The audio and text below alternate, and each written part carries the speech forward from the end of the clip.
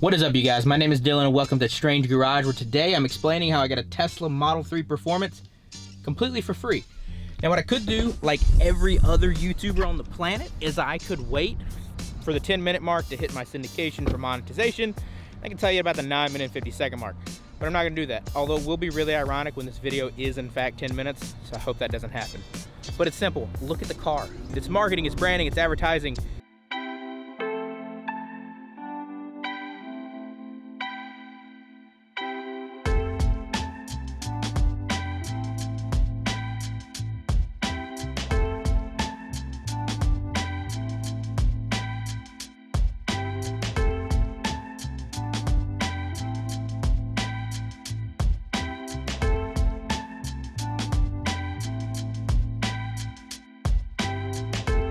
Selling slots on the car, at the end of the day, is how I paid for the car.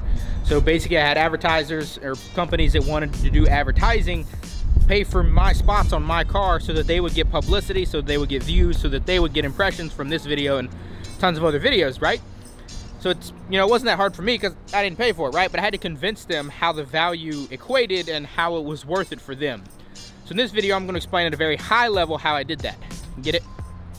High level, the car. And we're high. Now, should have used a photo of Elon smoking weed. But to explain how to do that and how I did this whole process and how it all came to be, I guess we should take some steps back. So let's go back in time a little bit.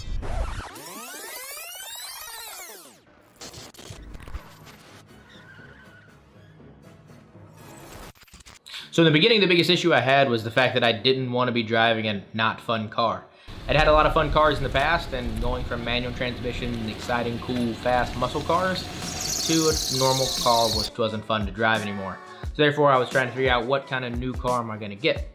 So the two logical options for any reasonable human are a jacked up Ford Raptor or a Tesla Model X. So those are the two that I was between, and then it was kind of figuring out, do I really want to be spending like, you know, $800 a month on a car payment? 50, 60 G's on a car. That's something I really want to do. Is a really good idea. So then, you know, logically, like any person would, it's how do I get it for cheaper? How do I get the best deal? And all of that, right? So I looked into a couple things of, if I'm going to do stuff to a Raptor and put shocks and big tires and all that stuff on it, well, I'll try to get those companies to pay for it. And this is an idea I've had for a little while, is to try to sell slots on the car, maybe not exactly the NASCAR style, but in general, just kind of get a discount on the top or the car, right? If I get it wrapped, put the wrap companies on there. If I get big tires, put the tire company on there. Do a video for them. Try to get some incentive back. So then it was, you know, how do I pull this off? I've seen a couple trucks recently. I'd seen Ken Block's Raptor with the crazy cool matte to reflective finish paint job on it. That was definitely very inspiring. And then the one that truly triggered the push for this was going to be Salamandrin's car whenever he did the Red Bull livery on his Mercedes GTR. He put all of his companies on there, which I thought was really cool, but to me, it kind of showed that somebody's going to do this idea really soon. So I'm going to need to figure out something so that I can do it before anyone else does it, mainly because I like to be the first at the punch. So then bringing this all back around to how do we get to a Tesla Model 3 for Dale was literally one night I was eating dinner with my girlfriend, and you know, being from Charlotte, North Carolina, she said Model 3, and I jokingly afterwards said for Dale, and then I was like, you know what, that's kind of a good idea. So immediately I went home and I mocked it up in Photoshop, and I came up with some images you see here, and I showed them back to her again, and she was like, I think that's really, really weird, but I think it could work. So then the next phase of the project is, could I pull it off, and should I pull it off? And I think that breaks down into a few different categories of could, how would I get sponsors to actually pay for this car, and how would I pull that off? And then the should element, you know, is a good idea, is it gonna work? Is it gonna make more people mad than happy? Because at the end of the day, I want this to leave a positive influence on people. And I kind of determined that I think more people would enjoy this, and it would, you know, run the opportunity to bring two communities together that never would normally be together. So I thought that was very cool and unique kind of circumstances with this. So then it came back down to the could I pull it off part. So then that's where I had to go through the metrics and figure out from a financial standpoint, is this something I could really do? So the first little bit of math I did was I looked at the old DAS cars from back in the day, how many sponsors they normally had. And it was anywhere from 20 to 40. So if I'm trying to finance a car, when I broke down the total price of the car with the Tesla Model 3 Performance, I was gonna get wheels and tires, I was gonna get it wrapped and ceramic coated.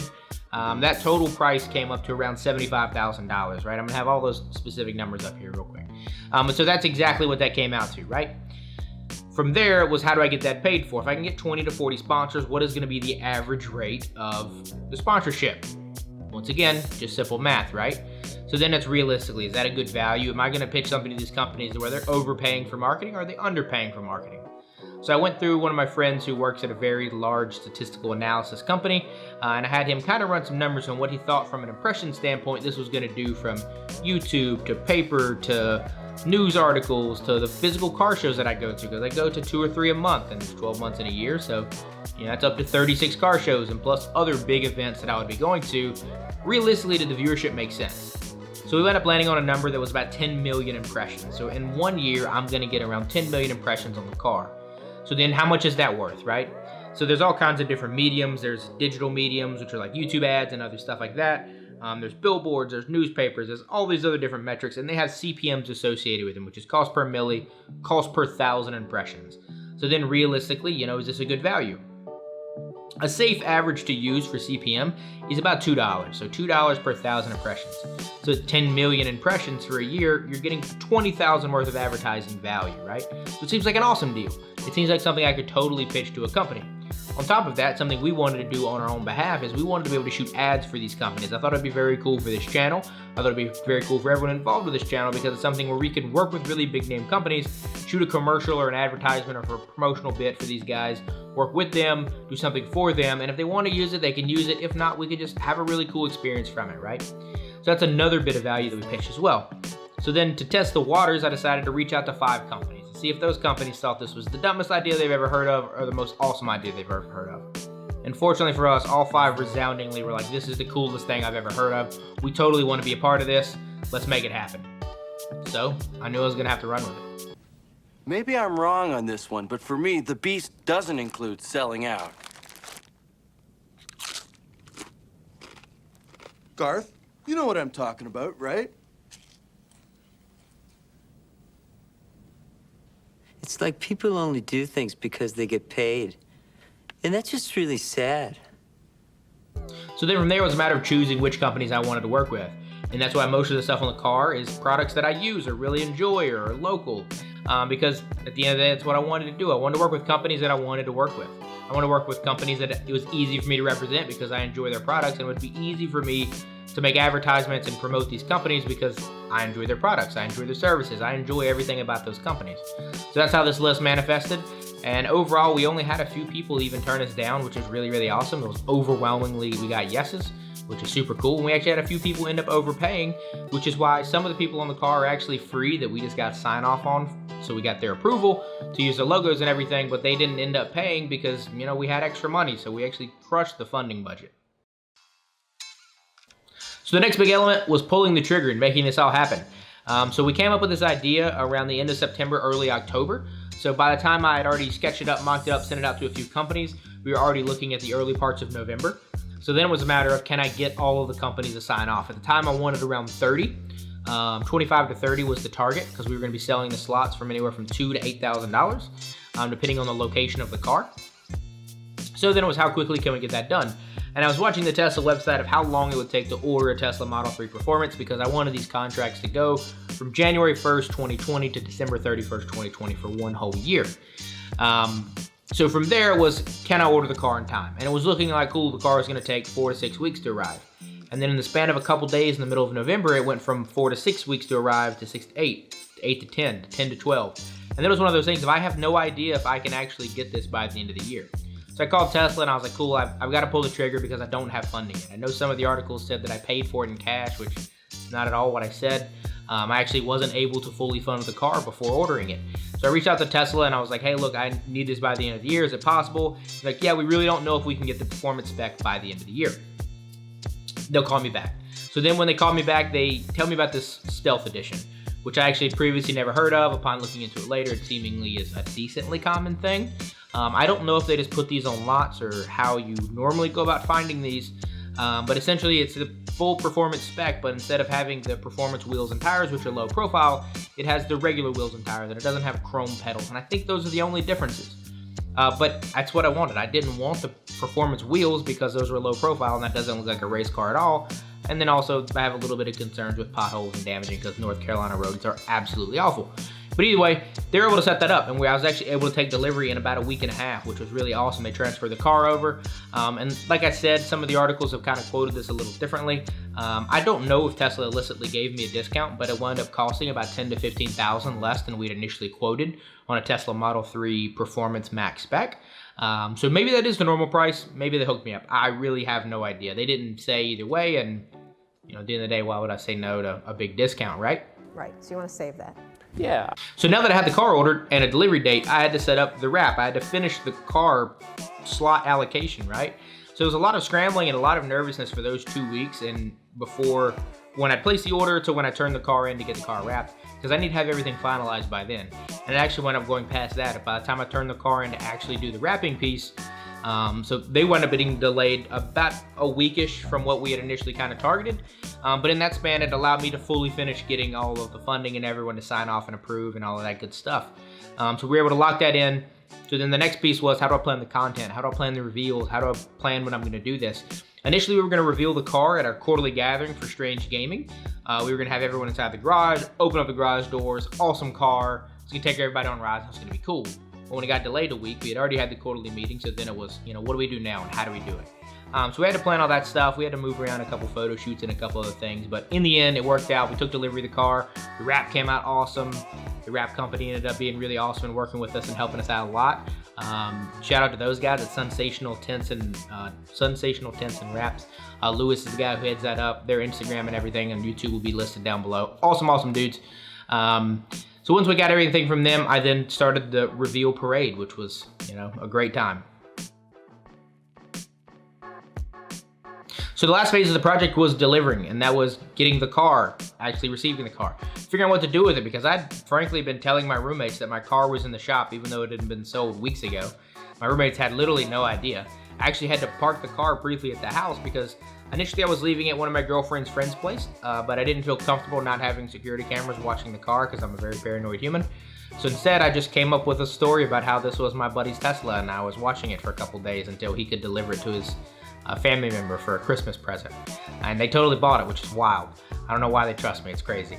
But either way, so I had the Tesla parked so I could watch and everything like that. So, but that's unwrapped. And then a week later, I dropped it off to be wrapped, so then the car was gone. So I just didn't have a car for about a week and a half. So then it was more of the, yeah, my car's in the shop. Yeah, hopefully I'm getting it back soon. And then, you know, inevitably I ended up with a Tesla, so they were obviously shocked from that. We wound up receiving the car. I picked it up. I had my girlfriend drop me off there. We got a little bit of video here of me actually seeing the car for the first time, which is really awesome. And then from there, I immediately started parading the car and going to the other members of the Strange Garage and catching their reactions, which were all awesome. Oh my god. What is this? That is amazing. So I love it.